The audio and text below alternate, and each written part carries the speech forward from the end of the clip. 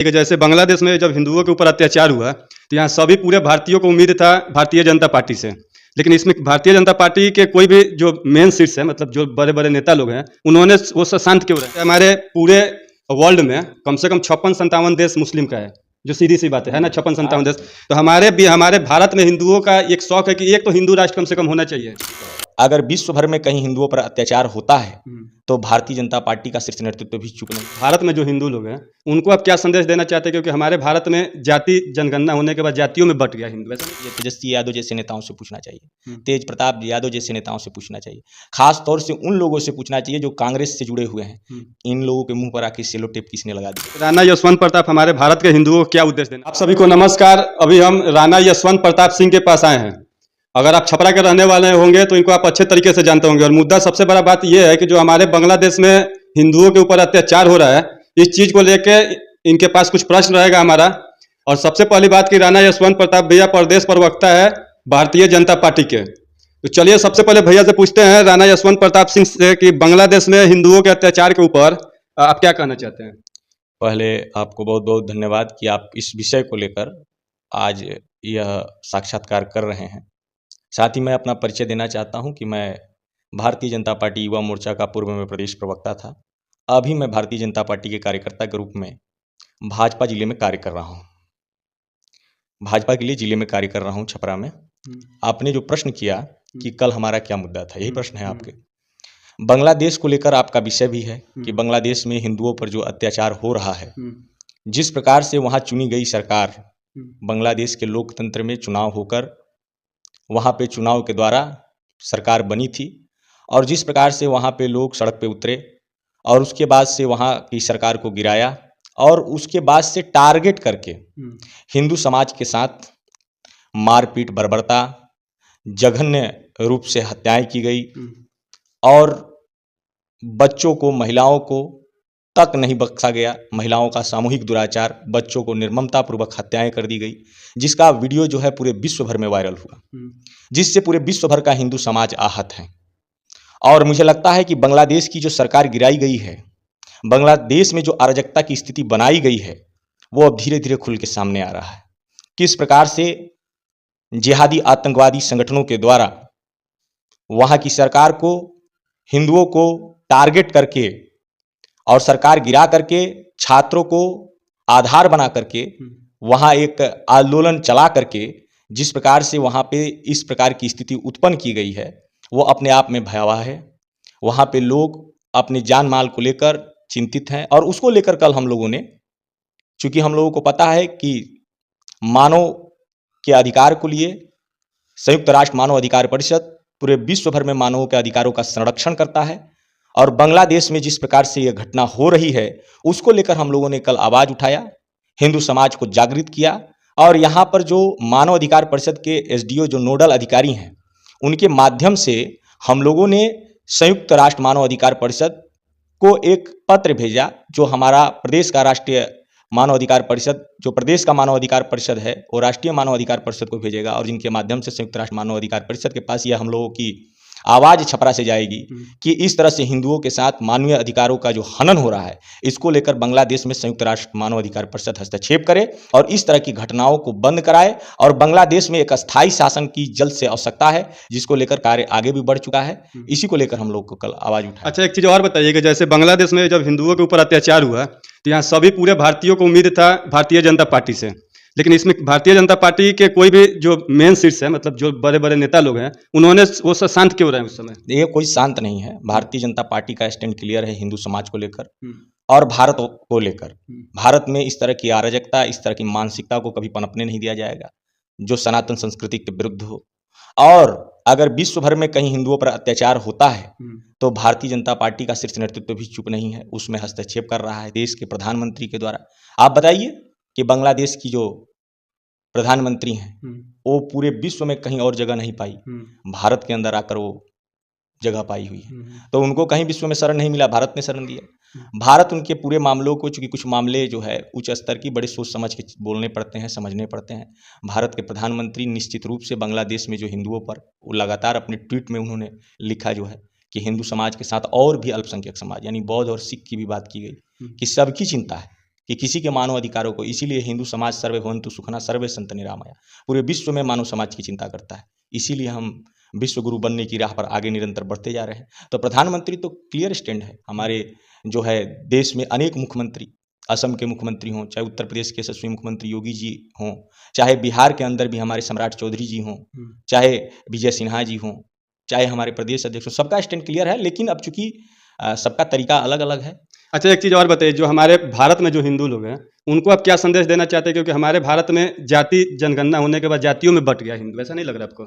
आपको एक बात बता देना चाहता हूँ कि जिस प्रकार से आप भारतीय जनता पार्टी के बारे में पूछे कि भारतीय जनता पार्टी खुल के क्यों नहीं आ रही, जबकि वो खुल के हर तरीके से हिंदू समाज के साथ है, चाहे वो विदेश का मामला हो, चाहे देश का मामला हो। लेकिन जरा उन नेताओं से पूछना चाहिए, तेजस्वी यादव जैसे नेताओं से पूछना चाहिए, तेज प्रताप यादव जैसे नेताओं से पूछना चाहिए, खास तौर से उन लोगों से पूछना चाहिए जो कांग्रेस से जुड़े हुए हैं।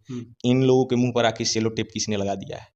आखिर हिंदुओं पर इतना अत्याचार के बारे में एक आवाज नहीं निकल पा रही। एक भी ट्वीट कोई नहीं किया विपक्षी नेता लोग। एक जगह कोई घटना होती है तो जैसे विधवा विलाप करने लगते हैं। जिस घटना की सच्चाई नहीं भी जानते हैं तो वहां पे जैसे तीर्थ स्थल हो जाता है उनके लिए। लेकिन इतनी बड़ी घटनाएं घटित हुई हैं।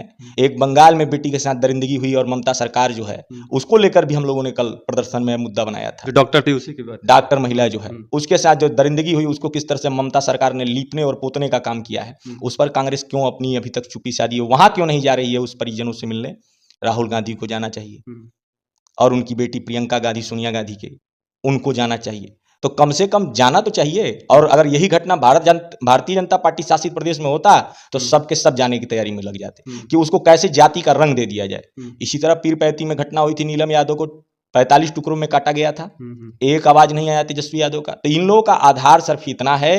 वहां पे तो बांग्लादेश में तो आरक्षण के विरुद्ध ही ये आवाज उठाया गया। तो कम से कम ये तो आवाज उठाना चाहिए कि जहां सनातन संस्कृति है वहीं किसी प्रकार का रिजर्वेशन या सामाजिक न्याय की बात होती है।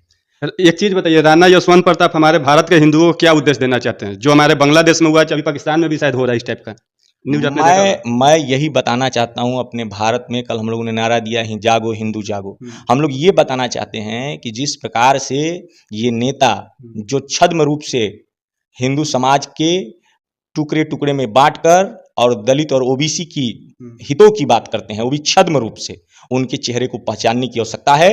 वो किसी भी तरीके से इस देश में जिस प्रकार की व्यवस्था की ओर देश को आगे बढ़ा रहे हैं, वक्फ बोर्ड पे आज असीमित अधिकार देने वाली कांग्रेस मुंह में सेलो टेप लगाई है और तेजस्वी उनके हिमायती बनकर आगे आ रहे हैं। तो जरा हमारा समाज यह सोच ले कि सनातन संस्कृति में सामाजिक न्याय की व्यवस्था लागू है, जिसमें आरक्षण भी मिल रहा है, जिसमें दलित और पिछड़े भाइयों के अधिकारों की चिंता की जा रही है। लेकिन जिस प्रकार से बांग्लादेश में चल रहा है, जिस प्रकार से अपने भारत से ही टुकड़ा जो अलग हुआ पाकिस्तान और बांग्लादेश, उसमें जिस प्रकार की चीजें चल रही हैं, वही व्यवस्था वो लोग भारत में लाना चाहते हैं। लेकिन उनके मंसूबे कभी कामयाब नहीं हो गए, क्योंकि इस देश में नरेंद्र मोदी जो भारत माता के सच्चे सपूत हैं, और निश्चित रूप से भारतीय जनता पार्टी की सरकार में किसी प्रकार का भेदभाव नहीं होगा। हिंदू समाज के संरक्षण और हिंदू समाज के विकास को लेकर और उनके साथ अल्पसंख्यकों को भी ध्यान दिलाने का काम कर रहे हैं कि अगर वो इतिहास में जाएंगे तो उन्हें भी पता चलेगा कि यहाँ भारत के अंदर उनके भी पूर्वज वही थे जो हमारे पूर्वज थे। अच्छा, एक चीज़ और बताइए, ये जो वक्फ बोर्ड अभी चल रहा है, जो ये सिलसिला हमारे भारत में, बहुत लोगों को इसके बारे में पता नहीं है, थोड़ा विस्तार से इसके बारे में बताइए। देखिए, वक्फ बोर्ड तो क्या है, ये है क्या? ये जिस प्रकार से विभाजन हुआ देश का और वक्फ बोर्ड बना, उसके अधिकार जो कांग्रेस के कालखंड में बढ़ाए गए, उसी को लेकर सरकार सही स्तर पे उसका मूल्यांकन करके जो अधिकार दूसरे के अधिकार को प्रभावित करते थे, जैसे किसी का घर है और वक्फ बोर्ड ने दावा कर दिया कि वो हमारा घर है, तो उसका घर तो नहीं हो जाएगा, और उसके विरुद्ध उसको कोर्ट में भी जाने का अधिकार नहीं है। तो कहने का अर्थ स्पष्ट है कि वक्फ बोर्ड को जो असीमित अधिकार मिला हुआ था, इसी को लेकर भारतीय जनता पार्टी इस पर चर्चा करा रही है, इस बिल को लाएगी भी और इसे पारित भी कराएगी। और जरूर भारत की जनता को चेतना आएगा कि जो आने वाले समय में जो चुनाव होंगे, चाहे वो विधानसभा के हों चाहे लोकसभा के हों, इस समय के सदन से भारत को बहुत बड़ा मैसेज चला गया है कि सही चीज भी करने के लिए जो शक्ति भारतीय जनता पार्टी को मोदी जी के नेतृत्व में भारत की जनता ने दिया था, वह शक्ति फुल मेजॉरिटी के साथ पुनः 2029 में, और हम लोग भी गठबंधन की सरकार है, नीतीश जी के साथ उनके विचारधारा, हम लोग की विचारधारा का सहयोग कर रही है, और हम लोग निश्चित रूप से जो भी कार्य हैं अधूरे उसको इस बार मोदी जी करेंगे पूरे। चलिए एक लास्ट प्रश्न आपसे ये है कि जो हमारे बांग्लादेश में भी हुआ है कुछ दिन पहले, पाकिस्तान में भी सेम वही चीज़ अभी देखने को मिल रहा है। तो यहाँ पे हमारे जो आदित्य योगी नाथ जी है, उन्होंने खुल के कहा है कि बांग्लादेश और पाकिस्तान को अब भारत में आना पड़ेगा, मतलब भारत में वो मिलाना चाहते हैं। इस पे देखिए, भारतीय जनता पार्टी की ही आवाज़ है अखंड भारत, उसी को माननीय योगी जी आगे बढ़ा रहे हैं। नरेंद्र मोदी जी के नेतृत्व में वो चीज़ें चल रही हैं। अखंड भारत का सपना हमारे पूर्वजों ने देखा है, हम भी देख रहे हैं और उसकी लड़ाई को लड़ रहे हैं। जहाँ तक रहा, मैं अभी एक कहा बात कि उनको बताना होगा, बांग्लादेश और पाकिस्तान को लेकर लोग कहते हैं, खास तौर से अरब के लोग कहते हैं कि वहाँ के मुस्लिम ओरिजिनल नहीं है, द्वेम दर्जे के हैं। यानी उनका कहना है कि वो पहले उनके पूर्वज भी हिंदू थे।